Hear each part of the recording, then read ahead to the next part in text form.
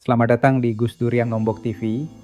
Dalam playlist ini kami hadirkan Sabda Gus Dur, sebuah ruang mendengarkan, merenung, dan membaca kembali pemikiran-pemikiran Gus Dur.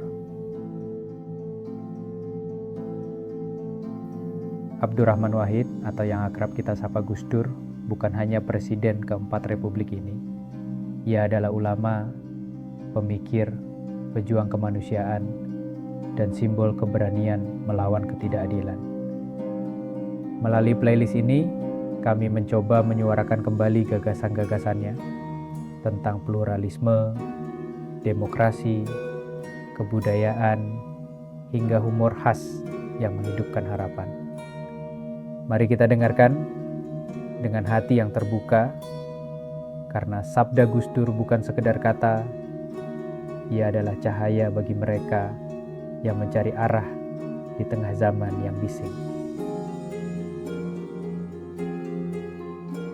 Judul Tuhan Tidak Perlu Dibela, karya Kiai Haji Abdurrahman Wahid.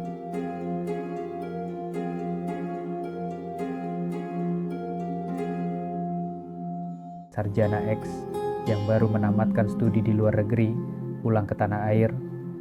8 tahun ia tinggal di negara yang tidak ada orang muslimnya sama sekali.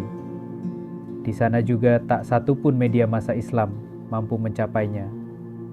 Jadi pantas sekali jika X terkejut ketika kembali ke tanah air. Di mana ia berada, selalu dilihatnya ekspresi kemarahan orang muslim.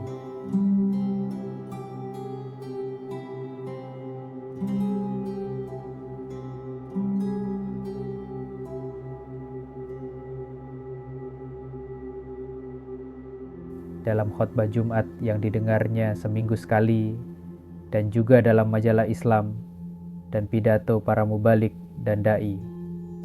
Terakhir ia mengikuti sebuah lokakarya. Lokakarya itu diikutinya dengan bingung, lantaran uraian seorang ilmuwan eksakta tingkat top yang menolak wawasan ilmiah yang diikuti mayoritas para ilmuwan seluruh dunia, dan mengajukan teori ilmu pengetahuan menurut Islam sebagai alternatif. Bukan penampilan alternatif itu sendiri yang merisaukan sarjana yang baru pulang itu, melainkan kepahitan pada wawasan ilmu pengetahuan modern yang terasa di sana. Juga idealisasi wawasan Islam yang juga belum jelas benar apa batasnya bagi ilmuwan yang berbicara itu. Semakin jauh X merambah rimba kemarahan kaum muslim, semakin luas dilihatnya wilayah yang dipersengketakan antara wawasan ideal kaum muslimin dan tuntunan modernisasi. Dilihatnya wajah berang di mana-mana. Di arsip proses pelarangan atas cerpen Ki Panji Kusmin, langit makin mendung, dalam desah nafas putus asa dari seorang aktivis organisasi Islam ketika ia mendapati X tetap saja tidak mau tunduk pada keharusan menempatkan merek Islam pada kedudukan tertinggi atas semua aspek kehidupan. X bahkan melihat wajah kemarahan itu dalam serangan yang tidak kunjung habis terhadap informasi salah yang ditakuti akan menghancurkan Islam, termasuk semua jenis ekspresi diri dari soal berpakaian hingga tari jaipongan.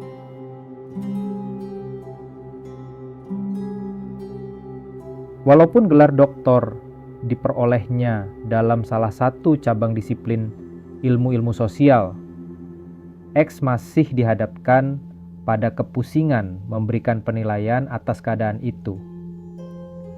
Ia mampu memahami sebab-sebab munculnya gejala merasa terancam selalu yang demikian itu. Ia mampu menerangkan dari sudut pandang ilmiah, namun ia tidak mampu menjawab bagaimana kaum muslimin sendiri menyelesaikan masalah itu. Sebab menurut pemahamannya, gejala keberangan itu menyangkut aspek ajaran agama yang paling inti. Di luar kompetensinya, keluhnya dalam hati. Oleh karena itu, diputuskan untuk pulang kampung asal, menemui pamannya yang menjadi kiai pesantren. Jagoan ilmu fiqh ini disegani karena pengakuan ulama lain atas ketepatan keputusan agama yang dikeluarkannya. Si paman kiai juga merupakan perwujudan dari kesempurnaan perilaku beragama di mata orang banyak. Apa jawab yang diperoleh X ketika ia mengajukan kemuskilan yang dihadapinya itu? Kau sendiri yang tidak tabah, nak. Kau harus tahu semua sikap yang kau anggap kemarahan itu adalah pelaksanaan tugas amar ma'ruf nahi mungkar, ujar sang paman dengan kelembutan yang mematikan. Seharusnya kau pun bersikap begitu. Jangan lalu menyalahkan mereka. Terdian tidak dapat menjawab, X tetap tidak menemukan apa yang dicarinya. Orang muda ini lalu kembali ke ibu kota, mencari seorang muslim cendekiawan kelas kakap, siapa tahu bisa memberikan jawaban yang memuaskan hati. Dicari yang moderat, yang dianggap mampu menjembatani antara formalisme agama dan tantangan dunia modern kepada agama. Ternyata lagi-lagi dia kecewa. Sebenarnya, kita harus bersyukur mereka masih mengemukakan gagasan alternatif parsial, sehingga Islam sendiri tidak dihadapkan sebagai alternatif ideologis terhadap tatanan yang ada. Demikian jawaban yang diperolehnya. Dia tidak mampu mengerti mengapa kemarahan seperti itu masih lebih baik dari kemungkinan-kemungkinan yang dapat terjadi. Orang muda yang satu ini tercenung, tanpa mampu merumuskan apa yang seharusnya ia pikirkan. Haruskah pola berpikirnya diubah secara mendasar, mengikuti keberangan itu sendiri? Akhirnya, ia diajak seorang kawan seprofesi untuk menemui seorang guru tarekat. Dan disitulah ia memperoleh kepuasan. Jawabannya ternyata sederhana saja. Allah itu maha besar. Ia tidak memerlukan pembuktian akan kebesarannya. Ia maha besar karena ia ada. Apapun yang diperbuat orang atas dirinya, sama sekali tidak ada pengaruhnya atas wujudnya dan atas kekuasaannya. Al-Hujri mengatakan, bila engkau menganggap Allah ada hanya karena engkau merumuskannya, hakikatnya engkau sudah menjadi kafir.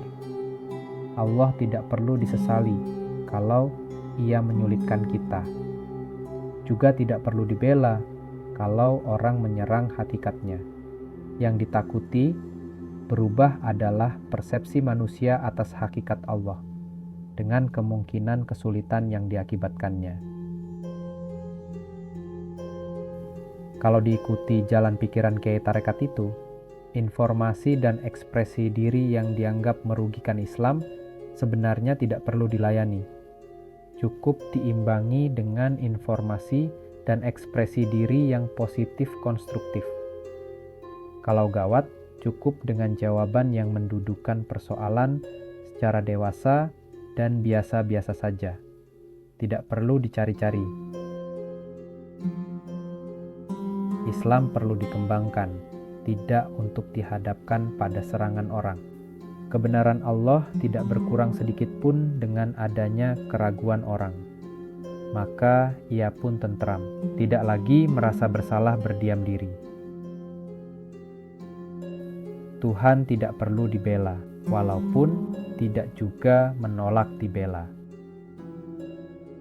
Berarti atau tidaknya pembelaan akan kita lihat dalam perkembangan di masa depan.